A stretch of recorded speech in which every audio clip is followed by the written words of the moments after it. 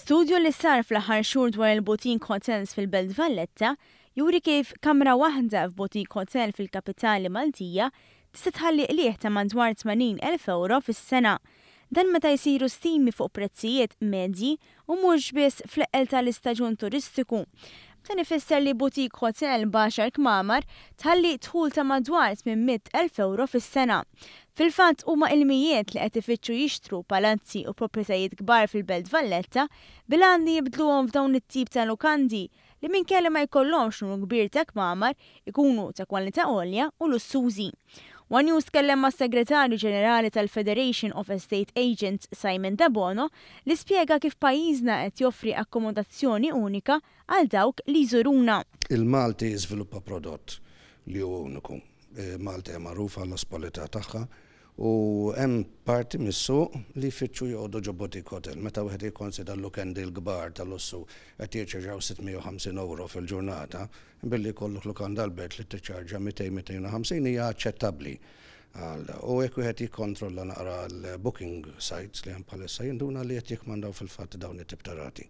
Bl-istudju juri kif dawn il-lukandi lussużi ħallu l-eluf ta' euro kull lejl.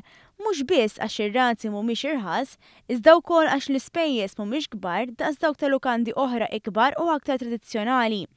Meta wieħed jagħmel tfittxija fuq siti diversi, juru kif il-prezz biex tqatta lejl f'waħda minn dawn il-kmamar ivarja minn 160 euro għal kważi 400 kull lejl u dan mhux bil-fors fil-perjodi l-aktar biżla.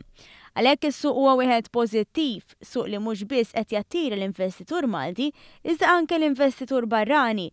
Dan hekk kif mhux biss għandhom garanzija ta' profitt, iżda huma attirati wkoll minħabba il-mod kif tinħadem it-taxxa. Fir-realtà fl-Ewropa kollha wieħed jista' jgħid li uħud mill-ikbar returns on investment on capital u l-inqas taxxa li wieħed jista' jistenna li tħallas huwa propju Malta u f'dan il-każ partikolari l-Belt. Bħalissa hemm madwar 40 applikazzjoni oħra għal boutique hotels fil-Belt Valletta.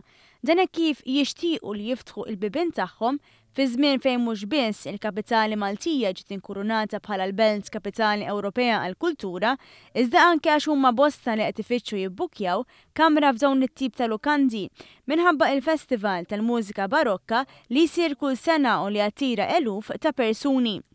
Dawn it-tip ta' lukandi qed jinferxu f'lokalitajiet oħra barra il-kapitali Maltija. Dan hekk kif apparti li f'żoni rurali il-proprjetà tinkiseb għal kwarz tal-prezz huwa investiment li qed irendi speċjalment fost dawk li jfittxu l-ekoturiżmu.